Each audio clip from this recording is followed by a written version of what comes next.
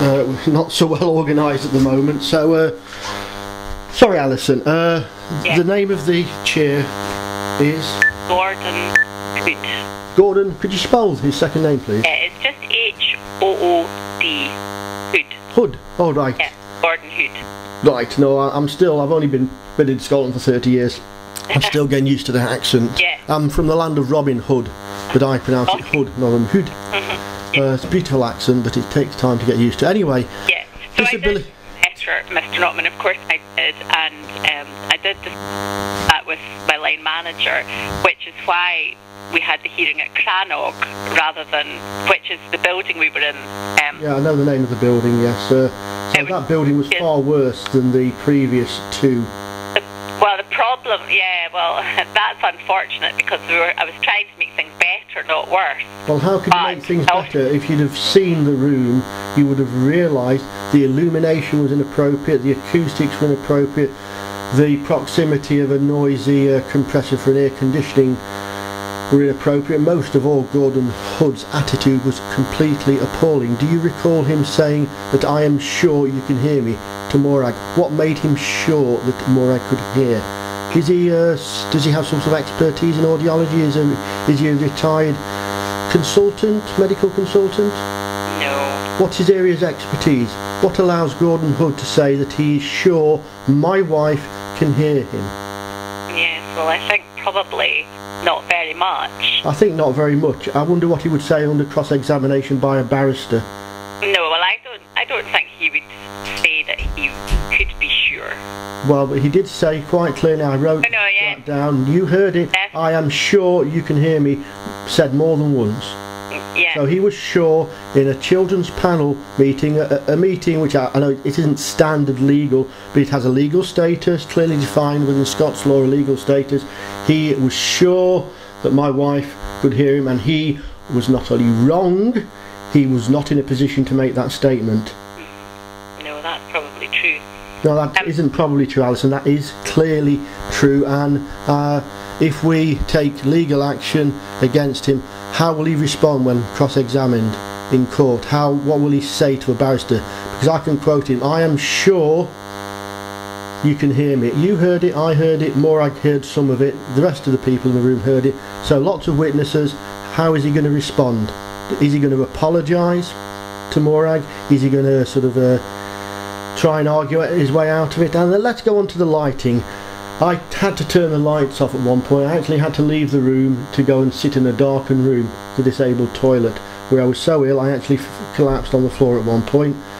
Mr. Hood said I could come in late and speak to the panel with the lights off. Now, why didn't that happen? Why wasn't I invited in to speak to the panel as Gordon Hood, the chair, promised?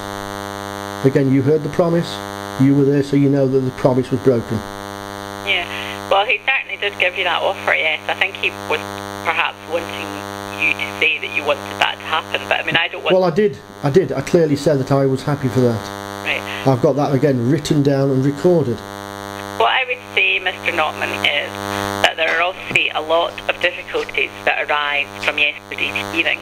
Yes. Now, some of them will be the responsibility of the panel, and some of them will be the responsibility of the organisation that employ me. Okay, and well... What I would say to you is that both organisations have a procedure to follow through complaints until we reach some sort of satisfactory conclusion. Okay, so could you start by sending me the procedure from your organisation? Because my feeling and my wife's feeling is that that meeting needs to be reheld under conditions that allow my wife, who is deaf, myself, who has a physical disability, a mobility related disability, which isn't too bad at the moment, and a very serious epileptic-like condition, to take part in that meeting.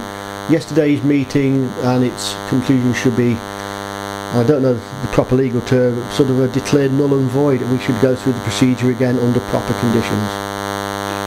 Well, the way to effectively make that meeting null and void is for an appeal to be lodged against the decision of the panel. Yeah, how many days do we have? The panel, chair of the panel said 3 days.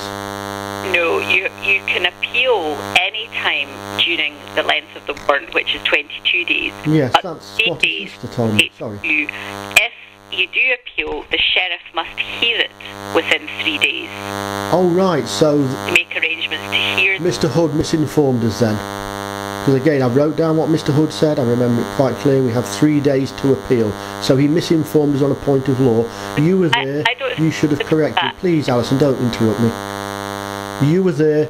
You're the legal advice, effectively. You did not correct him. Did you not hear what he said? That is what he said. I think he said you have the right to appeal, and if you appeal, the sheriff has to hear it within 3 days. No, he didn't say that. I have a right to appeal, and the appeal must be done in 3 days. I wrote it down, Alison. I know exactly what he said, and so do you. So why did Mr. Hood misinform us? Is he trying to deny us our legal rights in the same way social worker trying to deny Jenny's legal right by preventing contact with her solicitor, or even the appointment of a solicitor? Because that was something else we discussed during the meeting, wasn't it? Social work tried to portray our attempts to overcome the difficulties that social work had put in the ways of vis-a-vis Jenny appointing a solicitor by, in open view of Dawn McKee, the social worker, making a call to the Scottish Children's, now you'll know the exact name because the address, the phone number came in one of your letters, Scottish Children's Legal Advice people, more like the Canadian solicitor I call her. We got a highly distorted view of that, the idea that Jenny was whimpering, which is utter nonsense.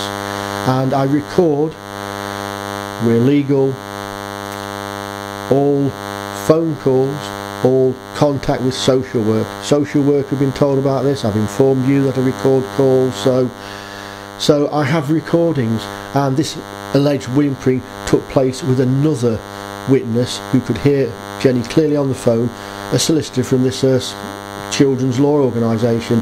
So we have plenty of witnesses, recordings to say that Dawn McKee, the social worker, was actually lying effectively, distorting the truth as she does often in her report. I mean, I don't know where this comes from.